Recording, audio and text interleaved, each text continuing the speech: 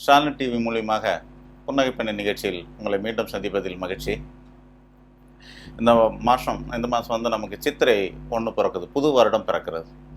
இந்த வருட பிறப்பு, மாத பிறப்பு இதுக்கெல்லாம் கோச்சார பலன்கள், அதாவது நேரங்காலம் எப்படி இருக்குதுங்கிறத பற்றி சொல்லுவாங்க.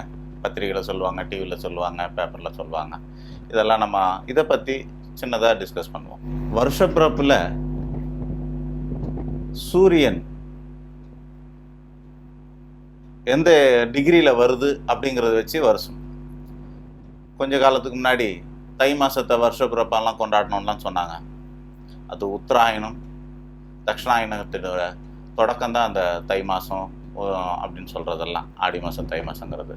ஆனால் 360 டிகிரி உள்ள இந்த வான்மண்டலத்தில் முதல் டிகிரி 0.1 டிகிரியில் வரபோது சித்திரை மாதம்னு பேர். இந்த சித்திரை 1ஆம் தேதி அப்படின்னா மேச ராசியில், அதாவது 12 ராசிகளில் முதல் ராசியாக இருக்கக்கூட மேசல் ராசியில் முதல் பாகையில் சூரியன் அடியெடுத்து வைக்க நேரம். சூரியன் அடியெடுத்து வைக்குதுன்னா சூரியன் சுற்றுதுன்னு அர்த்தம் இல்லை, சூரியன் அப்படியே தான் இருக்குது, பூமி சுற்றி வர்றது. ஆக அந்த முதல் ராசியில் சூரியோட ஆதிக்கம் செலுத்த போகிற காரணத்தினால அது வந்து சித்திரை மாதம் முதல் மாதமாக சொல்கிறோம். இந்த மாத பிறப்பு அப்படின்னா மாதம் மாதம் சூரியன் இடம் மாறுறதை வச்சு தான் 30 டிகிரி மேசராசி, அடுத்த 30 டிகிரி அது வந்து ரிஷப ராசி, 3வது 30 டிகிரின்னு சொல்லக்கூடியது ரிஷப ராசி, மிதுன ராசி, 4வது 30 டிகிரின்னு சொல்லுவது கடக ராசி, 5வது 30 டிகிரி சிம்ம ராசி, கன்னி ராசி, துலா ராசின்னு ஒரு மாதத்துக்கு 30 டிகிரியாக இருக்குது. இதுதான் நம்மளுடைய சூரிய பெயர்ச்சியை வச்சு தான் ஒரு வருடம் கணக்கிடப்படுது. அதாவது 365 நாளுங்கிறது 30 மாதங்களில் 30 நாளெல்லாம் சேர்ந்த 12 மாதமும், அப்புறமா சில 1-2 நாளில் எக்ஸ்ட்ரா இருக்கிறதெல்லாம் சேர்த்து 365 நாள் ஆகுது. இதை சித்திரை மாதத்தில் சூரியன் உச்சகதியில் இருக்கிற அந்த நேரத்தில், சூரிய உச்சகதியில் இருக்க அந்த நேரத்தில் தான் இதை வந்து வருடப்பிறப்புன்னு சொல்கிறோம். வருடப்பிறப்பு மற்ற பேரோட வாழ்க்கையை மாற்றிடுமா, இது நல்லதாக இருக்குமா கெட்டதாக இருக்குமா அப்படின்னு சொல்லிட்டு நிறைய பேர் டிஸ்கஸ் பண்ணுறாங்க. இது மாதிரி வருஷப்பிறப்புக்கெல்லாம் ஒரு கட்டம் போட்டு அந்த வருஷப்பிறப்பு என்ன லக்னத்தில் பிறந்தது, அந்த லக்னத்துக்கு தசாபுத்தியெல்லாம் கனெக்ட் பண்ணி நிறைய பேர் பலன்லாம் போடுறாங்க. அதுக்கான பலன்லாம் எதுவுமே சரியாக வராது. கிரகப்பெயர்ச்சி மட்டும்தான் நம்ம வாழ்க்கையில் மாற்றங்களை தரும். வருடப்பிறப்போ இங்கிலீஷ் வருடப்பிறப்பு சுத்தமாக கணக்கிட முடியாது. ஏன்னா அந்த டைமில் வந்து கிரகப்பெயர்ச்சியும் கிடையாது, எந்த பயிற்சியும் கிடையாது. தமிழ் பயிற்சியான மாதம் 1ஆம் தேதி, ஆனால் தமிழ் மாதங்கள் தொடங்குகிற 1ஆம் தேதி ஆனாக்கா சூரியன் இடம் மாறும். அதனால் சூரியனோட பலனை வச்சு பல பலன் சொல்ல முடியும். அதுபோல் 2.25 நாளைக்கு ஒரு முறை சந்திரன் பயிற்சி ஆகுது, அதை வச்சு நட்சத்திர பலன் சொல்ல முடியும். தினப்பொழுது இன்று எப்படி இருக்கும்னு சொல்லலாம். அதுக்கப்புறம் மாதம் மாறக்கூடிய புதன், சுக்கிரன், செவ்வாயை வச்சு பலன் சொல்லலாம்.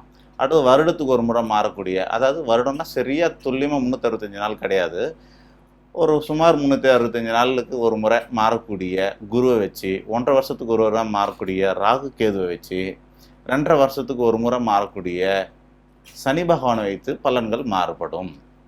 அப்படி பார்க்கும்போது பஞ்சாங்கத்தில் வாக்கிய பஞ்சாங்கம், திருக்கணித பஞ்சாங்கம் 2 வித பஞ்சாங்கங்கள் இருக்குது. வாக்கிய பஞ்சாங்கன்றது இன்றைக்கும் கோவிலுங்களெல்லாம் ஐதீகமாக நம்பப்படுவது வாக்கிய பஞ்சாங்கங்கள்.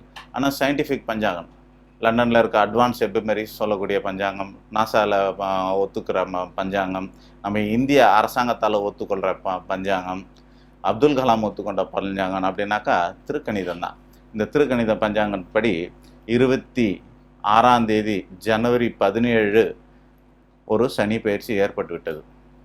அது 21 ஜூன் மாதம் 2017 வரைக்கும் சனி பகவான் பயிற்சி ஆனதாக தான் பலன் இருக்குது. ஆக இந்த ஜனவரி 26ஆம் தேதியிலேருந்து ஜூன் 21 வரைக்கும் சுமார் 6 மாத காலத்துக்கு கிரக பயிற்சிகள் பெரிதாக மாற்றம் இருக்காது. முக்கிய கிரகங்களான ராகு, கேது, சனி, குரு பகவான் இந்த 4 கிரகங்களும் பெரிய மாற்றங்களே செய்யவில்லை. அதனால் பெரிய மாற்றங்கள் யார் வாழ்க்கையிலும் இருக்காது. மாத கிரகங்கள் ஒரு மாதம் இப்படி இருக்கும், ஒரு மாதம் அப்படி இருக்கும். அதாவது சூரிய பகவானுக்கு 3வது ராசியில் வரும்போது நல்ல பலன் தரும், 6வது ராசியில் வரும்போது நல்ல பலன் தரும், 10வது ராசியில் வரும்போது நல்ல பலன் தரும், 11ல் வரும்போது நல்ல பலன் தரும். அதுபோல் அவங்க பிறந்த மாதத்துலேருந்து 3, 6, 10, 11 மாதங்கள்லாம் நல்ல பலன்களை சூரியன் தரும். அதுபோல் மற்ற கிரகங்களும், இது மாத கிரகங்கள். அது மாதம் டெய்லிக்கெல்லாம் நம்ம கணக்கிட்டு யாரும் வந்து கேட்டுக்கிறது இல்லை. ஸோ வருட பலன் தான் இது இருக்குது. இந்த வருடத்தை பொறுத்த வரைக்கும் முக்கிய கிரகங்களான சனி பகவானும் குரு பகவானும் மாத கிரகமான புதனும் சுக்கிரனும் வக்ரகதியில் இருப்பதால் நிலையற்ற தன்மை. வக்ரம் அப்படின்னா ரிவர்ஸ், பேக்ல வர்றது, கெடுதியான செய்யுது. அதிசாரம் அப்படின்னா ரொம்ப வேகமாக போகிறது. ஹை ஸ்பீடில் போகிறதும் நன்மையை தராது, மிக பின்னோக்கி வர்றதும் நன்மையை தராது. ஆக சிறத்தன்மை இல்லாமல், திடமாக இல்லாமல், வழக்கமாக சுற்றுற மாதிரி இல்லாமல் வக்கரத்தன்மையில் இருக்கிற காரணத்தினால இந்த காலகட்டம் சிறப்பானதில்லை. எல்லா ராசிக்கும் சிறப்பாக கிடையாது.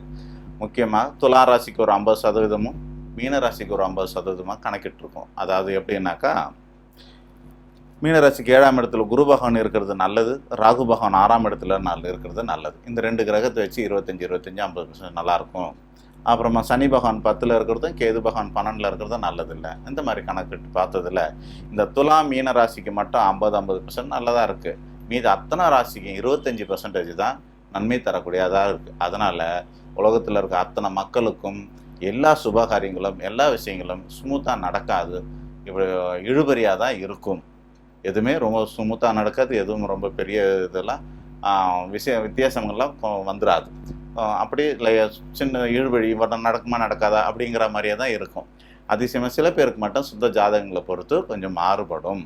இது கோச்சார பலன். கோச்சார பலனை பற்றி மீண்டும் நம்ம அடுத்த நிகழ்ச்சியில் விரிவாக பார்ப்போம்.